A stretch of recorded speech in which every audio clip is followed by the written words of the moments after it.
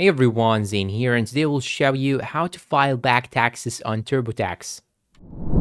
First, you'll have to go to turbotax.intweet.com. Then once you click on this search icon on the top right side, it will navigate you through this page. Now you can ask for a specific question, or if you want to file for a specific year, you can simply type here the year itself if you want the specific form for it. So I will simply search for 2021. And once you click on it, it will show you here the plans so that you can simply click on buy now, enter your payment credentials or payment details. Then you will have to download software and TurboTax will help you do the old jobs. You can even find here more and more forms. You can get to 2022 form or 2023 form, whether year do you want to file back.